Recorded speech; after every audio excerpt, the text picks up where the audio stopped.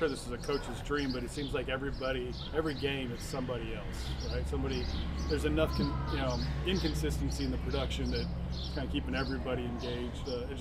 What do you see as far as a coach? You don't ever want people to rely on one person to pull through, so I'm sure it's something you like seeing. Right? I was trying to figure out what was going to be the coach's dream of this statement. I was like, playing Texas A&M, Texas, Florida, right. La Tech on a Wednesday, going on the road for 8 days. What part is the dream here that I'm missing? Dream or nightmare? Yeah.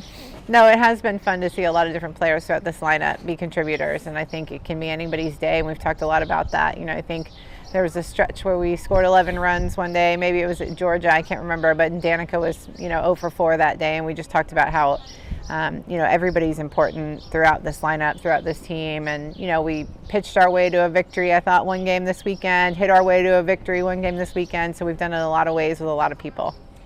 And just picking up on the cues from them, the messaging, I guess, that you're giving them is that kind of anything is possible. Danica was talking about teams needing to respect your speed.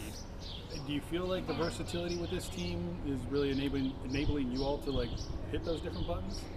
Yeah, I think we've done a good job of capitalizing on our strengths, and the speed is definitely one of our strengths. So I think, we've done a good job of making that be a factor, of continuing to apply pressure with the speed, and just, making it a huge part of our game this year.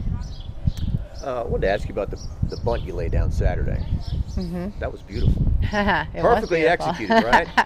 It was executed well. If it works, you look like a genius, and if it doesn't, you look like a fool. So, but it worked out for us, and it was a big moment in that game. Well, take me through it. Is that a squeeze, or what do you call that? Squeeze. Yeah. So yep. You just read how the defense was playing, or something like that? Yeah, I just thought it was a good time for it. Just the personnel we had in place at that time was well suited for it. Jayla's a really good bunter, and we had speed on third, and I thought they were playing us pretty deep at the time.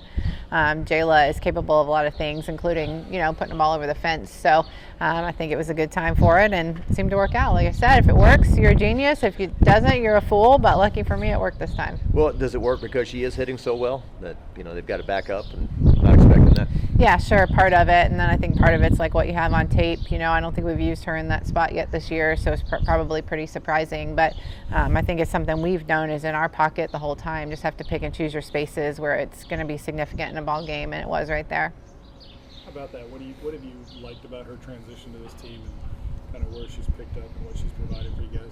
Yeah, I think she's really excelled this year. Honestly, I think she's having her best year, and I think she's doing a lot of things really well. I think it's nice to have someone in the lineup that's new to us but has a ton of experience in the SEC, and I think there's no substitute for experience. So what she's brought to us has been great, and then what her and Bryce have been able to do with her swing and her offense and the way she's attacked other pitchers has been really incredible. Tori continues to just impress with, in new ways and different ways, similar ways but new, right? I mean, that shot was 303 feet. Yeah. That's what they say. What is she doing so well? I just wondered if it was the time away gave her a fresh perspective or eyes or something that maybe she's really tapped into.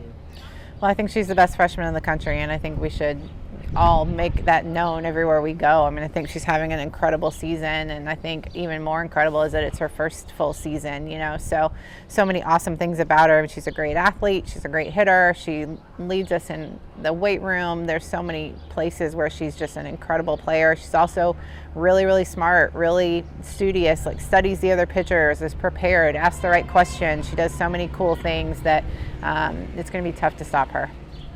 I think she said her dad's a strength and conditioning coach, so obviously she's a strong kid. She is. Her brother was on the football team this year, right? So we compare their weight room numbers sometimes, and we'll, shoot them over there, and they're pretty incredible what she's able to do. I know she has some of our school records here on the softball team, so we've been comparing them at times, and I don't think they like that very much. That's funny. I didn't know that. I may chat with Yvette next week, so I just wanted to, just real quick, was she one of the first people you talked to when you were up for this job, Yvette Gerard? Yeah, I think she co-signed the hire. I think, she had been a mentor to me before even this job came about. I knew her well, just through my coach. I played for and coached with one of her former players, so I knew her well and had a ton of respect for her. So she was a mentor to me already before I got this job, and hopefully she co-signed the hire, and I think I was on her short list, I hope, and she's been a big supporter ever since.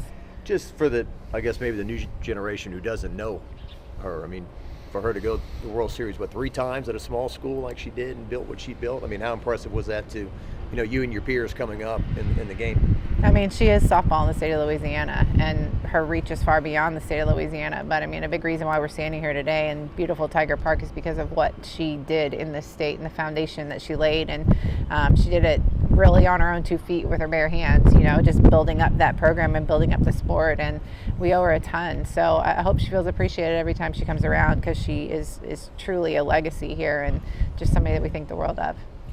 Is that this might be off camera. I'll ask it later. How about A&M? I love these common questions, don't you? I don't want to put you in a spot on camera. You want to talk about UNO tomorrow, and then we'll talk about We play A&M? La Tech, but sure. They don't have softball at UNO. So. They don't, yeah. Okay. That's all right. In-state school. Just, Sure, they're all the 300 same. miles away, Yeah, that's all. check. All right, Tech. They're all the same. What do you got in Tech there? Lady Privateer softball. I mean, they're a good team. Played us close last year. They beat a couple really big-time opponents this year. Auburn, Oklahoma State wins over both of them. So, I mean, they have some really good wins. They're having a strong year. They're well coached. They'll be well prepared. I think anytime we're playing somebody from in our state, it becomes a big game, and it's super important. So, next most important game is the one that we're playing next on our schedule. How about UNO? How about them? They should get softball. They should start a team. But Master P's over there now, so he can maybe. Oh, is that right? He's the head of basketball operations. GM, my Oh, bad. Lord. Perfect. Danica said that it's not greedy to want sweeps. So y'all are 8-4, which I'm bad at math, but that's 2 out of 3 every weekend so far. Mm-hmm. So she was saying what she'd like to. So does that give them something to continue to want to get better and work for? I think it's tough. I think it's tough to sweep an SEC team. I think especially with the schedule we have in front of us. I mean, the next 3 opponents are all in the top 5. So I'm not even sure how that's possible, because I think some days we're in the top 5 too. So it's pretty tight quarters up there. But I think a sweep in the SEC is incredible. I think every win in the SEC is huge. So every time you get a chance to beat a team, whether you beat them the day before or not, every game's important. And some of these midweek games you're playing, your offense, like in the past, if you fell behind 4-0 somewhere, or 2-0 in the 5th inning, you might have been in trouble, right? But last week you scored 12 runs in the last 2 innings at McNeese, and the UL Lafayette game on the road. I mean, this offense, does it give you kind of some flexibility in terms of your pitching? It does. I think, when you have offense, you have hope. So we're never out of a ball game. You're never too far behind. You're never gone. And I think it's allowed our pitching and our defense to play a lot more confidently, especially when we get early leads like we have. So once you get that early lead, you can go attack the zone differently and play defense differently. And that's been a big factor, especially when you have a big arm like Sydney Burzon, Jaden Huebner. They can do their job even better, and they already do it pretty darn well.